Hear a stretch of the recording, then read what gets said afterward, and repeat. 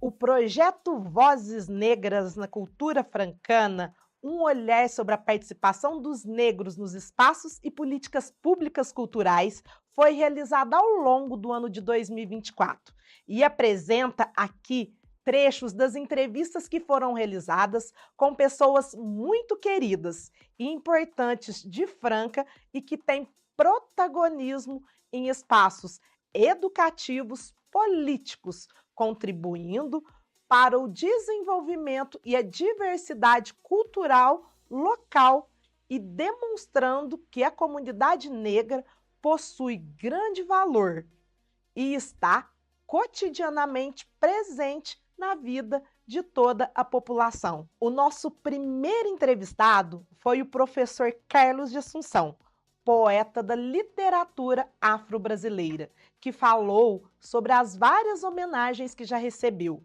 sobre o seu importante trabalho nas escolas e não deixou de destacar a importância dos livros, da educação dos colegas francanos e do sonho de um país Em melhor. casa não tinha livro, e mal tinha arroz e o feijão, sabe? Então, em livros não se pensava. A gente não tinha livro em casa. Mas a minha mãe gostava de ler também. Além de ensinar poesia para os meninos, filhos dos associados da Associação Beneficente 13 de Maio, ela também lia muito. E foi com ela que eu tomei gosto pela leitura, que eu acho o livro é a chave do conhecimento para mim. A educação transforma, né, seu Carlos? Não tem dúvida, não tem dúvida. E a minha vida, de início, eu já tenho esse contato com a palavra, a força da palavra, a beleza da palavra, a beleza da língua. E tanto é que depois eu vim ser professor de português. Você vê como é que as coisas são. As raízes da minha existência estão lá, na infância, no meu lar, de gente pobre, paupérrima, mas que a gente saiu daquilo graças ao livro. O livro é muito importante. O livro, a educação. A educação é uma coisa bela que pode transformar o mundo, pode transformar as pessoas, transformar a vida das pessoas. E, para mim, tem sido tudo isso. E transformou minha vida também em educação. Professor Carlos, o senhor é natural de São Paulo? Eu sou natural de Tietê. É uma cidadezinha, fica no médio Tietê, perto de Piracicaba, Sorocaba, Capivari, Laranjal Paulista, São Manuel, naquela região lá. Região caipira. Eu sou da região caipira paulista. E quando o senhor veio para Franca? E por que o senhor veio para Franca? É uma outra história. Eu vim para Franca porque eu queria me ver o mais longe possível de São Paulo. Porque aquilo lá não é vida. Aquilo lá é uma máquina de fazer doido.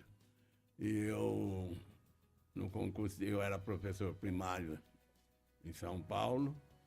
E no concurso de remoção, eu pedi à banca que me indicasse uma cidade o mais distante possível de São Paulo, onde houvesse vaga que eu pudesse lecionar. Aí me falaram de Rifaina. Eu nunca tinha ouvido falar em Rifaina. Eu nunca tinha ouvido falar, ouvia falar da região aqui da Alta Mogiana, mas não conhecia ninguém aqui, ninguém. Nunca tinha vindo para cá. Eu conheci umas pessoas lá em São Paulo que se diziam que são daqui, que eram daqui, que são daqui, como, por exemplo, Abdias do Nascimento. Ele sempre me falava que ele era de Franca, da Alta Mogiana. E outro também que me falava isso aí foi o Geraldo Campos de Oliveira, um grande líder da causa negra também. O Geraldo Campos de Oliveira, ele me falava, eu sou de Franca também, se orgulhava disso, e muito. Mas voltando à poesia, eu gostaria de dizer a você que eu comecei a escrever poesia levado por influência da minha mãe, do meu avô, e também de um poeta que, de repente, surgiu nas ruas de Tietê, falando poesia. Era um senhor negro, baiano, apareceu de repente na cidade de Tietê falando poesia, sempre cercado de crianças. Ele chamava Valério Corrêa. Fazia quadrinhas, sabe? Ele era repentista, poeta repentista. Pediam para ele: ô, Valério, me faz um versinho. Ele fazia uma quadrinha, a turma pedia para ele fazer o versinho.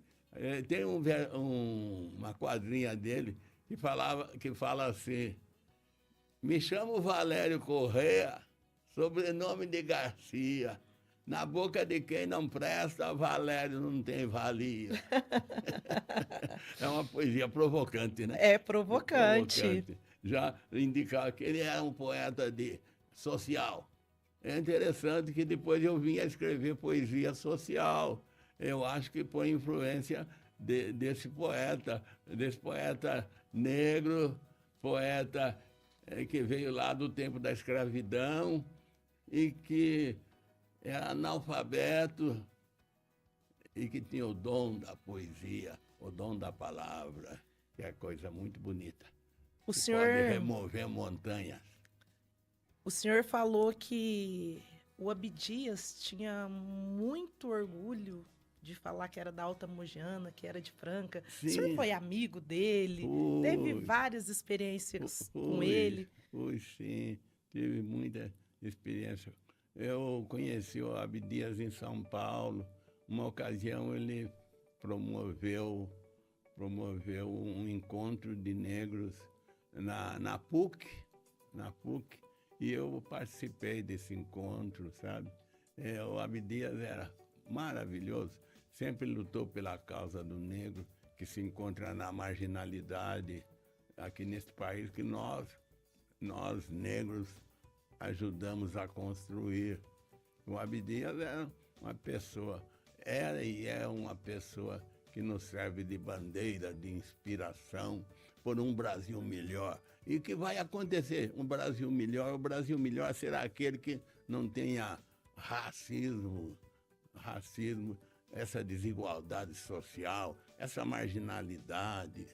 Isso vai acabar tudo, graças ao sonho dos grandes homens que nós tivemos, assim como Abdias do Nascimento. Na área da educação, também recebemos a professora Marley, docente apaixonada pela sua profissão e especialista na Lei 10.639 de 2003, que alterou a Lei de Diretrizes e Base da Educação Nacional. Inclui o ensino da história e cultura afro-brasileira no currículo escolar do ensino fundamental e médio. Ela desenvolve, desde o ano de 2018, um trabalho de formação de professores para que a Lei 10.639 seja implementada nas escolas, e nos contou um pouco desse enriquecedor trabalho para a rede de ensino de Franca. E foi aí que ele teve início, numa parceria tríplice. Esse curso de formação de professores, ele acontece desde 2018, nós estamos na 5ª edição esse ano. Olha que maravilha. E assim, bem legal, está aberto o edital de inscrição na diretoria de ensino, porque a parceria é a diretoria de ensino, né, de Franca, o Grupo Mulheres do Brasil e a Unesp Franca. Que legal. O pessoal da diretoria de ensino faz todo o trabalho com a Secretaria de Educação, através da EFAP, que é o órgão da Secretaria de Educação que faz formação de professores. Né? Os professores são certificados através da EFAP, né? E o grupo do Mulheres do Brasil é que dá todo o apoio. São com as meninas que a gente trabalha, organiza, tá lá todos os dias, é um curso de 8 encontros, 8 sábados de manhã. E, assim, uma alegria muito grande mesmo. Professora Marley, qual o impacto desse curso para os alunos, em específico para os alunos negros? Porque quando você fala sobre cultura afro-brasileira, você está voltando lá nas raízes, né? Qual o impacto que tem na vida desses alunos, dessas escolas que recebem, desses professores que participam desse curso? Então, esse curso, ele, na Unesp, para professores estaduais, para todos os níveis, para todas as disciplinas e para gestores. Então, ele já chegou em todas as escolas, mesmo que seja através de um ou de 2 professores que fez, ou de um professor coordenador, ou de um gestor, né?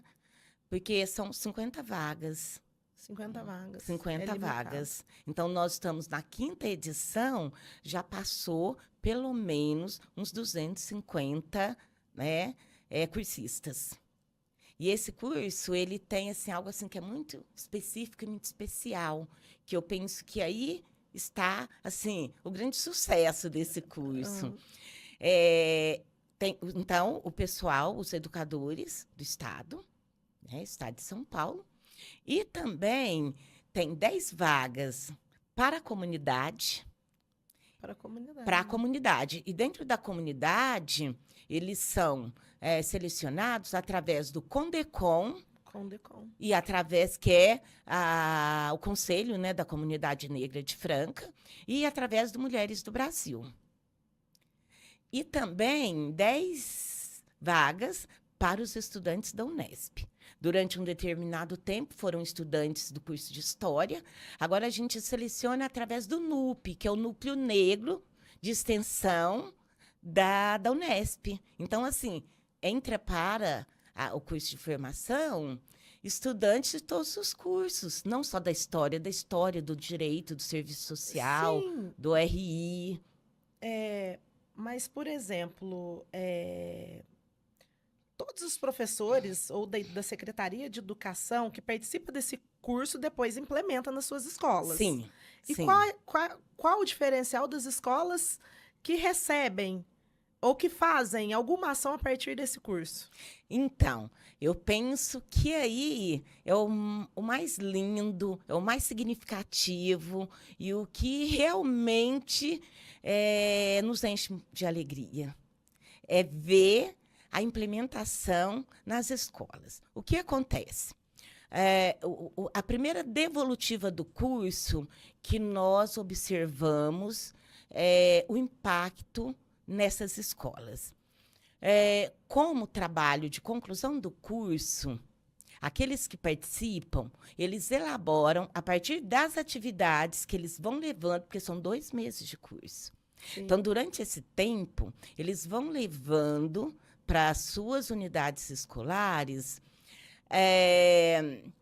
tudo aquilo que foi as oficinas, o direcionamento, né, as aulas teóricas, as indicações bibliográficas. Eles vão levando e pensando em projetos. E aí esses projetos vão iniciando. E eles vão registrando, né, através de filmagem, de foto, né, de experiências, e montam um portfólio que é entregue um pouquinho depois do término do curso. Então, observando esses portfólios, a gente fica assim, até emocionada de ver quanto trabalho bacana. E pensando na transformação, sim, nesses estudantes. E também eu e alguns outros também, mesmo alguns professores que ministram aula no curso, e o pessoal que estamos juntas, todas as meninas do Igualdade Racial, nós visitamos as escolas. Como que nós visitamos essas escolas? Essas pessoas que participaram do curso, eles, olha, tal dia na escola vai ter uma culminância de todo o projeto.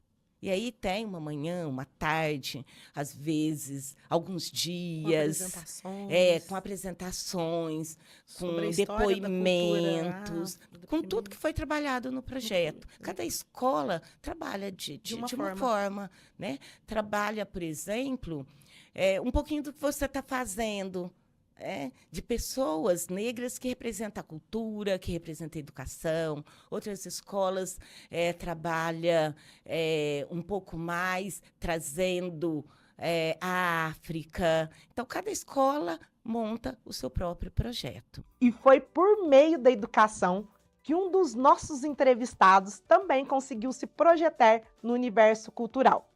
E agora tem levado o nome de Franca para o mundo.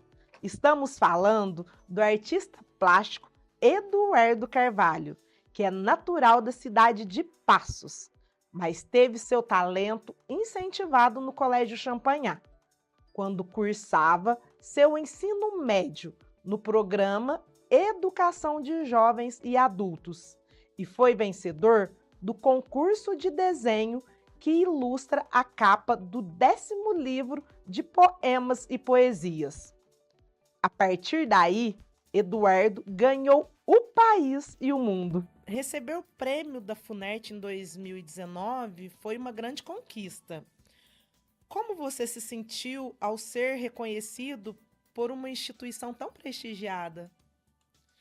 Olha, Denir, para mim foi uma honra, né? Porque para qualquer artista, eu creio que seria uma honra, né? Seria um privilégio muito grande. Nesse prêmio, foi um prêmio a nível nacional pela Funarte, né? A Fundação Nacional da Arte. Então, é um reconhecimento, né, do trabalho da gente, né? Então, esse trabalho prestado, a gente realizou ele em Belo Horizonte, na época, né? E tivemos outros itinerantes também, aqui na cidade de Franca também, na Casa da Cultura, inclusive, trouxe esse projeto para cá. E esse projeto ele foi muito enriquecedor, porque se tratava da comunidade quilombola, né, e as suas peculiaridades, esse era o tema. E foi muito importante, porque é um tema que às vezes fica um pouco desdeixado ali, né? Às vezes as pessoas não importam muito com esse tema. E através dessa oportunidade que a Funarte me deu, né? Que eu pude conhecer outras comunidades quilombolas, estive presente, né? Em comunidades quilombolas, conheci a realidade das comunidades quilombolas, né? Muito importante. Então, para mim, assim, foi uma honra, né? Imensa, né? E graças a Deus, né, tem esses órgãos que ajudam a cultura, né, que fomenta a cultura, a arte, né, isso é muito importante para o nosso país, né? Sim, e foi muito importante para sua carreira, porque a partir desse conhecimento de ir nessas comunidades quilombolas mesmo, que te inspira, né? Sim. A desenhar, Sim. assim, a ser mais real possível, acredito. Sim, até porque os trabalhos tem feito... Agora eu estou realizando finalizei hoje, né, minha última obra, já titulei ela como Liberdade, porque é uma obra que retrata a obra da escravatura, né, a superação dos negros na sociedade, e essa é a terceira obra que eu faço de figuras negras, né. Então, a primeira foi a que representou a comunidade quilombola, né, essa obra é uma obra muito representativa, né, da cultura afro, mas representa muito a cultura quilombola, né. Então, assim, é muito importante, né, a gente representar, né, se sentir representado, né, através dessa arte, né. Então, isso é muito bom. Que legal. E você também conquistou a medalha de ouro em Dubai e foi nomeado o melhor artista em Londres e Escócia. Qual foi a importância desses reconhecimentos internacionais na sua carreira, para você? Foi um ponto de virada mesmo, assim, né, que sair do nível nacional para o nível internacional, né, é muito importante, né, para a carreira de qualquer artista, né. Então, a primeira vez que eu estive fazendo essa exposição em Dubai, para mim foi muito bom. Eu não imaginava, né, mais da minha trajetória, como eu mencionei, né, vim muito de uma família muito simples, né, e eu não imaginava que eu estaria nos lugares como esses, né, ainda mais adquirindo essas conquistas, né. E nessa oportunidade que eu estive lá, levando o nome de Franca também, né, foi muito importante, né. Eu estive lá recebendo essa medalha de ouro na categoria de desenho. E depois, quando a gente voltou aqui para o Brasil, tive a oportunidade, recebi o convite para estar participando dessa exposição no Salão de Artes lá em Londres, né? E eu não imaginava, né, que eu estaria recebendo um troféu e que seria o melhor artista do salão ali, né? Tinha mais de 140 artistas presentes, né? Eu jamais imaginaria isso, né? E realmente cheguei lá, fui surpreso, né? Com um troféu, com medalha. Nossa, Que Deus legal. é bom demais. De Franca para o mundo. Sim. E Londres, e na Escócia, aliás, eu recebi uma medalha também de ouro, né? E lá tinha mais ou menos 80 artistas também, espalhados de todo mundo, né? Então foi muito importante para mim, me senti muito honrado. E como o seu trabalho artístico tem impactado a cultura de Franca e a comunidade local? Então, entre os que eu mencionei, né, como por exemplo, levar o nome de Franca, né, para os outros países, né, isso é muito importante. Isso tem sido reconhecido aqui, sim, né? Então, isso é muito importante, levar o nome de Franca para outros países, e não só nos outros países, como aqui também, né? A gente vê que quando fui premiado pela Funarte, levei Franca, né, para Belo Horizonte, e também tive as itinerantes, né? E aí a gente levou para vários estados, né, do nosso país aqui, vi acho que uns 8 estados mais ou menos. Então, assim, artista, todas as entrevistas que eu participei, SBT, Rede Globo, sempre mencionando o nome de Franca, né? A contribuição de artistas negros que elevam o nome de Franca não para por aí. Tivemos a honra de receber também o rapper francano Luciano Tarcísio Ferreira, mais conhecido como Preto Cria, que nos contou várias experiências de seus diversos trabalhos na área musical, que iniciou na década de 1990 e se transformou em referência do rap e da cultura urbana local. E você iniciou sua carreira nos anos 90, aqui em Franca. Sim. Como foi o início? Conta um pouquinho da sua trajetória. Como hoje está diferente demais, assim, o jeito que se inicia na música, quando eu comecei era no tempo da fita cassete, 1992, 93. Então, assim, saber que a gente hoje, quase 30 anos depois, está representando pessoas que deram essa oportunidade para a gente e que não chegaram a gravar, registrar, ter um registro fonográfico, porém, eles lá atrás acenderam aquela chama na gente. Eu até falo, onde eu for, eu vou ser sempre agradecido a essas pessoas, entre aspas, anônimas. Então, tem um pouco do Preto Cria dessas pessoas anônimas. Eu carrego essas pessoas anônimas que lá atrás me deram a oportunidade de estar iniciando. Rapper Caos, SD, vários talentos da época que fazia rap, e a gente, molequinho, né? Moleque, assim, eu já estava na transição de 17 para 18 anos, me senti convocado, através do disco do Racionais MCs, Holocausto Urbano, me senti convocado quando eu ouvi a música deles, o LP deles. Falei, eu vou fazer parte dessa cultura, mas sem ter o conhecimento, no sentido assim, ó, qual que é eu entender a minha missão, Denir. Legal. Depois de muito tempo, só em meados de 2003, 2004, que eu fui entender qual que é o propósito meu dentro dessa cultura. Eu não caí tipo de paraquedas. Eu caí sem ter entendimento, mas depois eu fui me apaixonando a ponto de falar, meu, é isso tudo, é muito maior do que eu imagino. E Racionais é referência até hoje, né? Com certeza, com certeza. Eu até falo para o pessoal que está começando a cantar rap, escuta quem pavimentou a estrada de vocês antes. Porque hoje é muito fácil. Hoje o cara fala assim, eu canto rap e tal. Quem que você ouve? A primeira coisa que eu falo, quem que você ouve? Aí ele fala, eu ouço fulano de ciclano, beltrano. Beleza. Esses cantores geralmente é da década já de 2000, 2010 para cá. Eu falei, cara, desde a década de 70 já existe gente fazendo rap.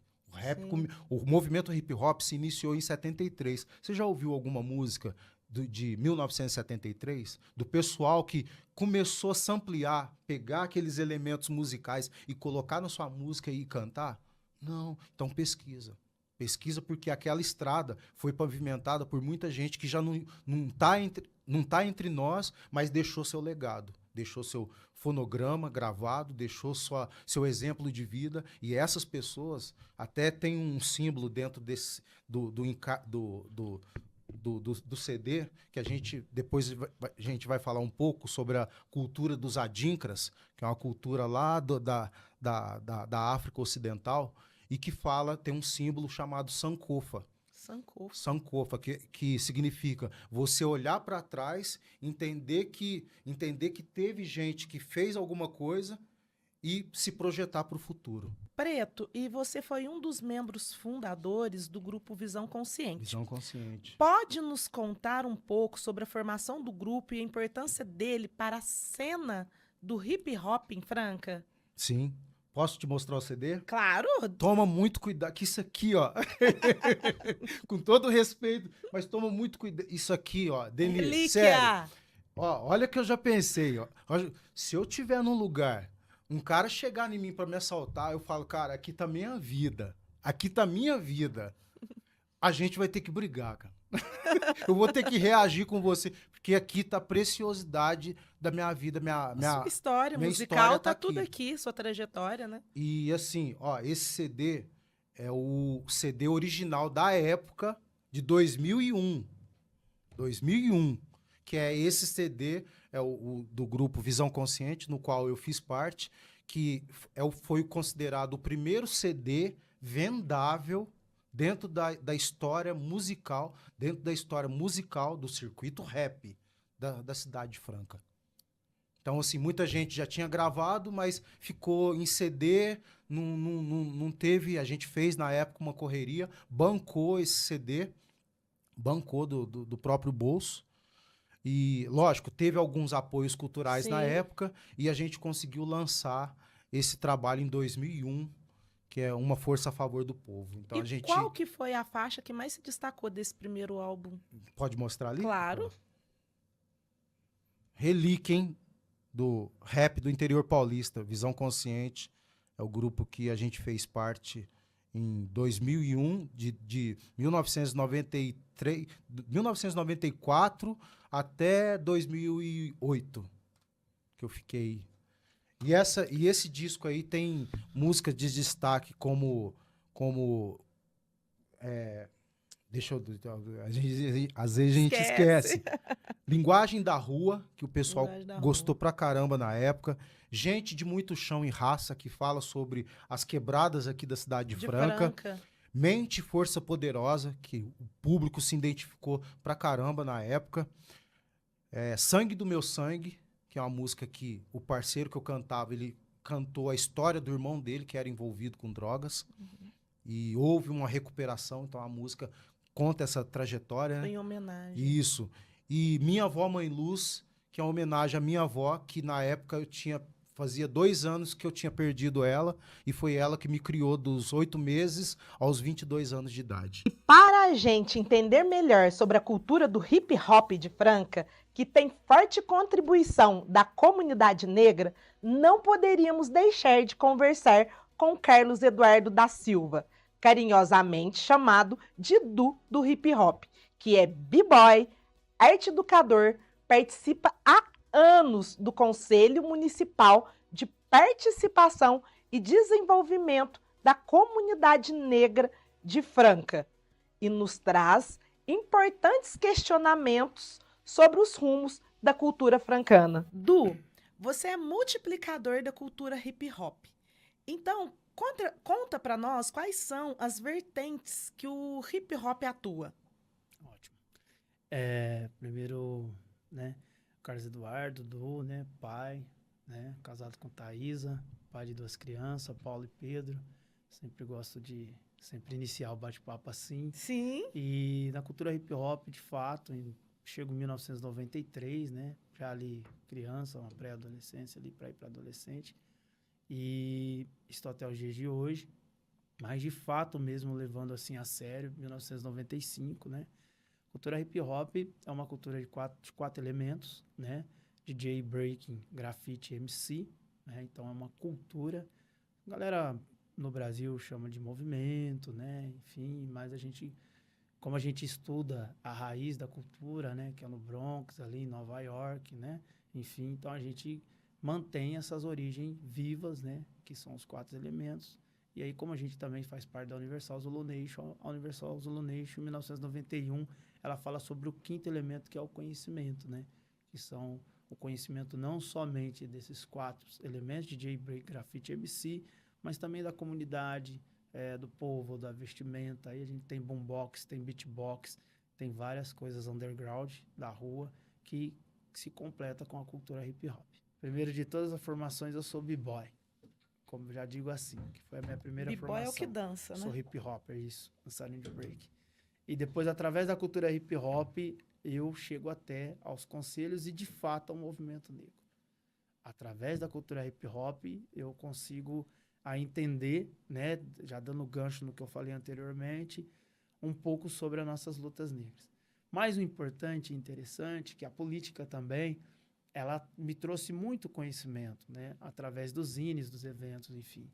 E aí eu me lembro que eu tive um convite, né, até mandar um abraço para ele, nosso irmão, que era o Black Laz, agora é Black Luz. Ele falou: Du, você precisa estar lá no Condecon conosco, né? Eu falei: não, cara, eu quero estar lá, mas eu quero só ser um apoio, né? Aquela história, pouco conhecimento ainda, né, da luta em si.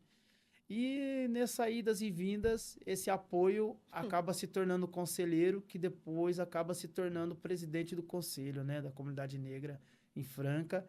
E fui presidente por 2 mandatos e mais 1 ano, porque teve pandemia, né? E na pandemia a gente tinha que fazer várias articulações, então não tinha como fazer as eleições, enfim. Então fiquei mais 1 ano. Teve muitas conquistas, né? Ainda tem até hoje, porque eu estou afastado agora do conselho, né? Mas ainda estou conselheiro, né? Não nesse momento agora, porque pré-candidato, enfim. Sim. Então não posso, nesse momento, estar agindo nada público, assim, né? Mas ainda assim. Aí, através desse convite e depois essa evolução, eu me inscrevo, né, como conselheiro do Estado de São Paulo. E quando eu entrego o meu currículo, eu saio lá entre os 3 primeiros, né, a receber esse convite para conselheiro do Estado, no qual a gente está desde 2020, né? Então, hoje tem uma cadeira lá no Estado, no Conselho da Comunidade Negra, o CPDCN, e aonde também tivemos e estamos tendo muita conquista, né? Assim como o Plano Estadual de Promoção de Igualdade Racial, as Casas Afros, né? O Cidade Antirracistas, né? Junto com o Ministério Público do Estado de São Paulo, entre a Lei 10.639, junto à SEDUC, Secretaria de Educação do Estado de São Paulo, enfim, muitas coisas assim, muitas leis, muitas coisas aprovadas, muitas coisas ainda para aprovar. E hoje é uma coisa que não tem como, no espaço onde eu ocupo, eu não fazer esse recorte, Sim. né? Então foi uma coisa que, assim, para mim foi uma formação de fato. Eu chego no Condecon em 2010, né? Hoje, então, a gente tem 14 anos aí, né? O Condecon é o Conselho de Participação e Desenvolvimento da Comunidade Negra de Franca. Muito importante a história do Condecon, que ele começa a ser discutido ali em 2001 e ele acaba tendo a sua existência em 2003, na época, Sidney Rocha, acho que era o prefeito, que reconheceu a lei, enfim.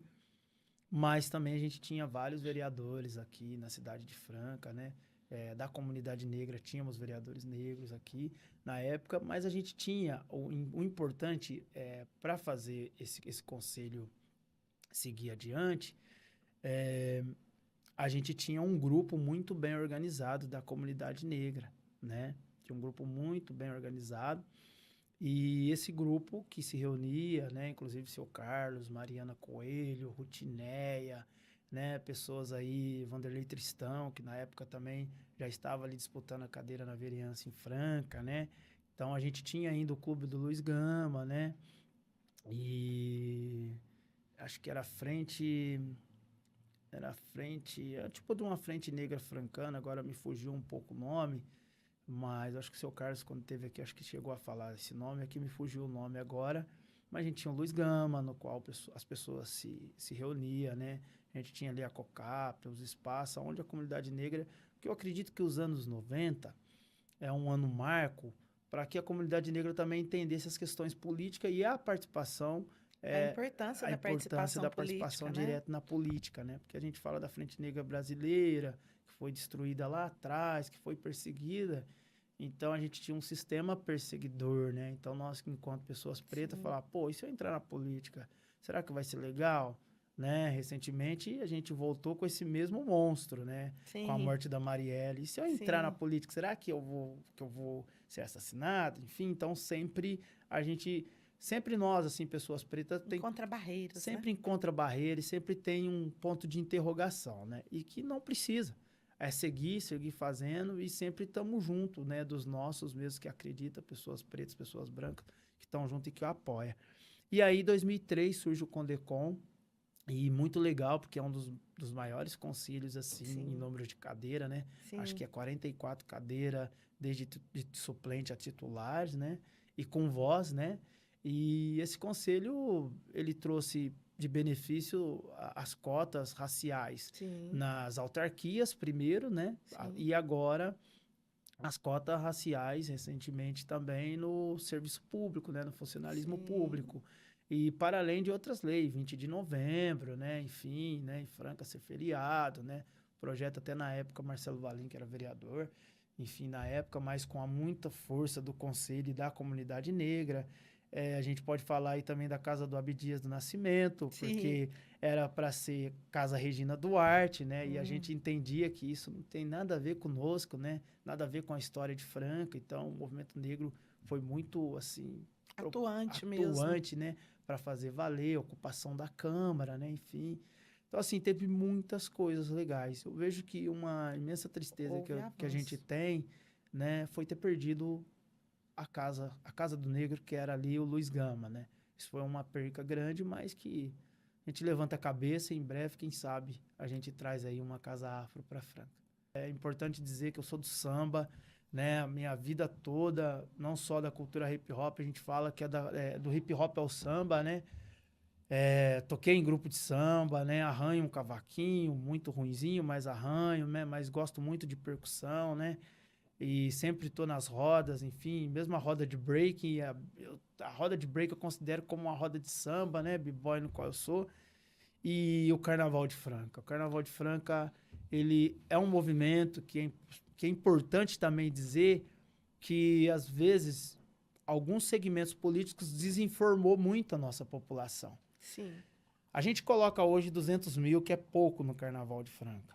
É muito pouco. Pouquíssimo. Mas esse pouquíssimo que colocava, eu acho que nem a Expo Agro, que é uma das grandes festas de Franca, ela trazia um retorno econômico para Franca tão quanto o Carnaval trazia. É muito importante a gente dizer que Franca, acho que ela tem mais de 70 anos, essa cultura. O Carnaval ele é quase centenário. E agora a gente estamos aí, Franca, 200 anos. Aonde o Carnaval vai entrar na história do Franca 200 anos? É isso que a gente, né, teria enquanto comunidade, enquanto prefeitura, enquanto governo, enquanto FEAC em si, pensar. Aonde o Carnaval entra? Aprofundando nessa questão do Carnaval francano, tivemos a contribuição do presidente da Escola de Samba Ases do Ritmo, Regis Augusto Rosa. É importante lembrar que a Ases do Ritmo foi a campeã nos últimos 5 desfiles que ocorreram na cidade e atualmente é uma das poucas escolas que continua com sua rotina de atividades e tenta sobreviver ao fim do carnaval em nossa cidade. Regis destaca a história da escola e a falta de incentivo e os desafios do futuro. A Ases do Ritmo, Associação Educacional do Samba. Então, a escola de samba, ela precisa estar trabalhando o ano todo, ela está levando a criança para estar aprendendo aquela cultura. E quando a gente vem cada vez mais diminuindo os espaços, diminuindo o incentivo, fica muito difícil, né? Que a criança que começa a nascer 2020 para cá já não sabe que está tendo uma escola de samba, não sabe o que é escola. Então, esse apoio que, no geral, fica faltando pelo poder público, pela sociedade, às vezes também, né? Que fica discriminando e não sabe o que está se passando.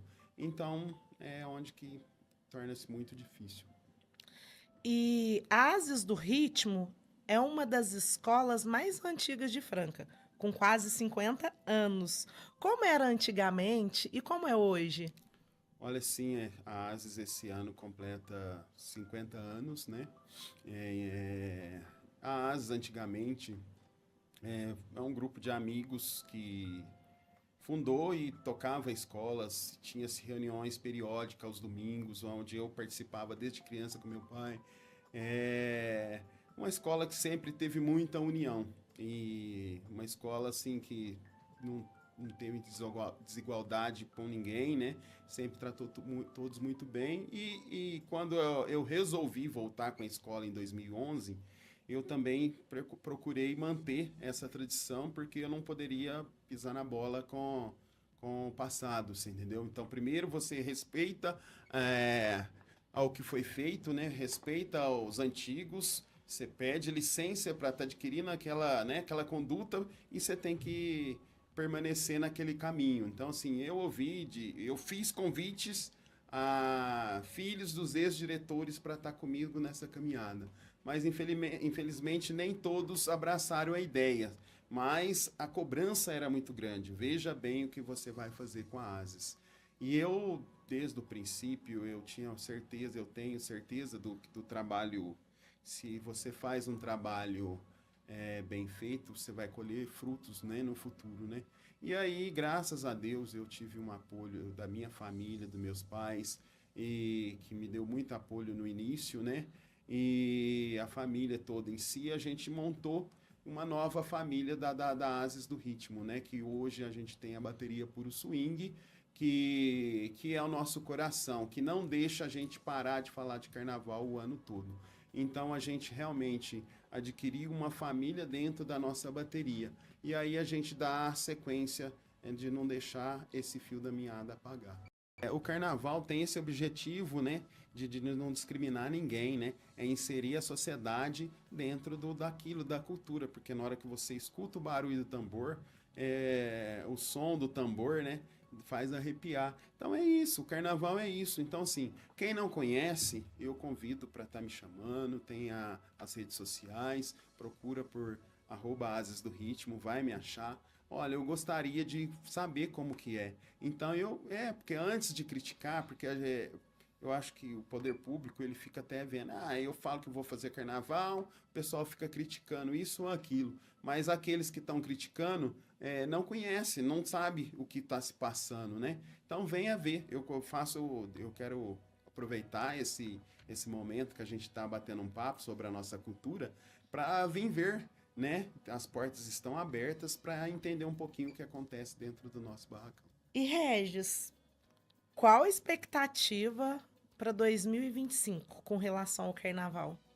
Olha, relacionado, infelizmente, ao Carnaval de Franca, a gente gostaria de estar fazendo o desfile de 50 anos.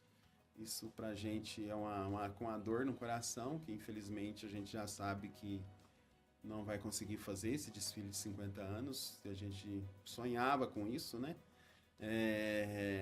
Então a gente já está sabendo que não vai conseguir fazer. Esse ano a gente teve uma luz, que foi as prefeituras da região que apoiou o nosso projeto e acabou levando para essas cidades no ano de 2024. Então a nossa esperança que ainda resta é que 2025 isso se repita, que a gente consiga trabalhar os 5 dias de carnaval, levando cultura, levando o nosso desfile para as cidades da região, já que o poder público de Franca acha que não é interessante.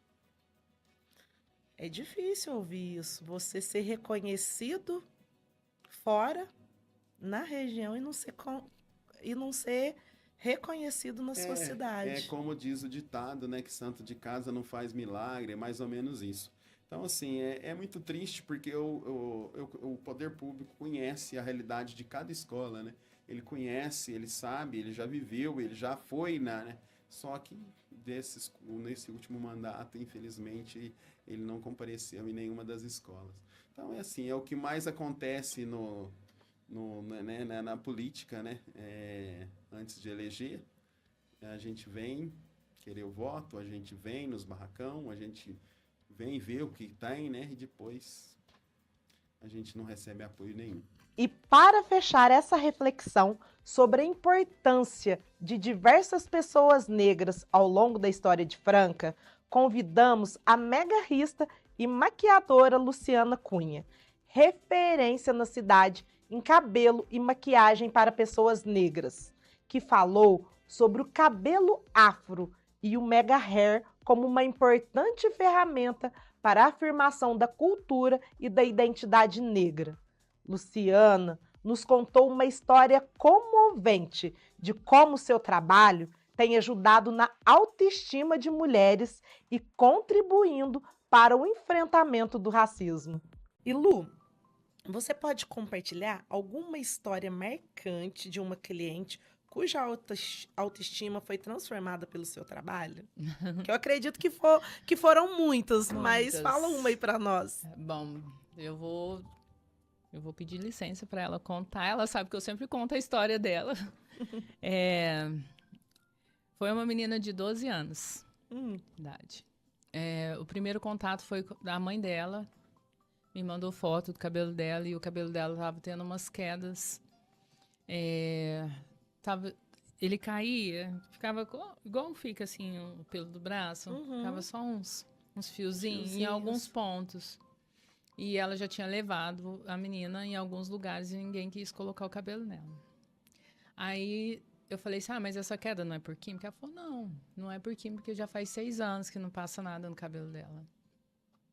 Aí eu falei, traz ela para me ver. Aí quando ela chegou, eu lembro que ela estava usando um bandô para tampar algumas falhas que tinha, tanto assim na frente, como também assim em volta, atrás da orelha. Era um dos lugares que mais caía. E cheio de tic-tac, para também tampar as falhas. Aí eu pedi para ela tirar, e eu vi que ela não conseguia nem levantar o olhar para mim, assim. Aí eu peguei no cabelo, vi que o cabelo estava forte. Ele não estava um cabelo que ele estava quebradiço. Aí eu falei para a mãe dela, eu vou colocar o cabelo nela, só que se daqui, porque não vai durar 3 meses, vai durar 1 mês, porque tem alguns lugares que está muito curto, a gente vai ter que fazer uma trança falsa. Só que se ela, quando eu tirar e o cabelo continuar com focos de queda, eu não vou colocar mais. Porque eu imagino que ela está sofrendo muito na escola, porque é uma idade que ela está se descobrindo, né? Que já não é menina mais, né? Sim. Começa a adolescência. E foi a época que eu passei a questão do meu cabelo, eu tinha exatamente 12 anos. Só que a gente vai tentar, então eu imagino que talvez essas quedas é mais pelo emocional dela. Aí a gente fez, mas assim, aí eu fui fazer o cabelo dela no outro dia, não dormi, pedindo a Deus para me ajudar, porque eu sabia que aquela menina não tava bem, né? E aí eu coloquei o cabelo nela. Ela ficou a coisa mais linda do mundo. O cabelo dela durou 2 meses, ela voltou. E não teve queda. Começou a crescer o cabelo nesses lugares. E ela tá comigo até hoje. Hoje ela já vai fazer 23 anos. Até hoje, a sua cliente? Até hoje é minha cliente. E eu fico muito feliz. Inclusive, logo ela forma em odontologia. Eu falei para ela, eu quero ir na sua formatura. E aí ela fala, assim, da importância para ela, né? Toda vez que ela vai, é uma troca muito grande dela falar, nossa, Lu, porque meu cabelo, não sei o que, eu chego, as pessoas não sei o que, e ela é super despojada hoje. E naquela época, ela estava tão fechadinha tão ali, fechada. com a estima baixa. Muito. Então, eu acho, assim, de transformar a vida, eu acho que é uma das histórias que mais me marcou. Porque poderia não ter dado certo e como que às vezes ela ia enfrentar. Porque é pesado. E ela é negra. Então, a mãe dela é branca e o pai é negro. E ela tem a pele muito clara, só que o cabelo dela é bem afro. É bem crespo o cabelo dela. Mas ela tem os traços negroide, mas o cabelo dela é bem afro. Como também já tem uma outra história que me marca muito e às vezes é essa questão da a mãe não conseguir entender algumas situações pelo fato às vezes dela casar com um homem negro E o dela, ela sabe lidar. E lidar, de repente, com um cabelo afro, para ela é uma dificuldade. Que já é de uma mulher já de mais de 30 anos, que foi e a mãe foi junto. E aí, na hora da avaliação, foi essa questão dela não querer aceitar uma curvatura parecida com o dela. Que um cabelo, que igual eu estou usando hoje, para ela era muito cacheado. E aí, durante o bate-papo, ela não queria aceitar, eu falei, mas aí você vai ter que continuar no liso, então, se não é isso que você quer, né, tal. Aí a mãe vira e fala assim, sua sorte foi que seu pai casou comigo. Imagina se você tivesse casado com uma escurinha. Daí tá eu, tá. Poxa, Feia, agora eu entendi. que pesado. E aí, como que uma pessoa vai sentir bem com ela mesmo se ela escuta da pessoa mais importante da vida dela? Dentro de casa. E não é porque a mãe dela é ruim. Não é, mas porque a mãe dela não tem noção do que é ter aquele cabelo, do que... Às vezes ela quer ajudar, mas... Daquele ato racista mesmo, né? Então é isso, às vezes a gente tem que ter entendimento até quando as pessoas não conseguem se aceitar, porque às vezes ela começa a escutar dentro de casa. Se ela não tem um apoio dentro de casa, que fala, seu cabelo é lindo, seu cabelo é isso, seu cabelo você pode isso, você pode... Como é que ela vai conseguir enfrentar o mundo lá fora? Que ela vai sofrer lá fora. Sim. Se ela não tiver o apoio em casa, aí fica um pouco mais difícil. Com certeza. Esse foi um breve trecho de tantas histórias e memórias de algumas personalidades negras de Franca que nas suas falas representam não apenas a sua importância, mas o protagonismo de toda uma comunidade que atua e vem cada vez mais lutando pela conquista de espaços que contribuam para o reconhecimento, preservação e promoção da cultura afrodescendente e o combate ao racismo e à desigualdade racial.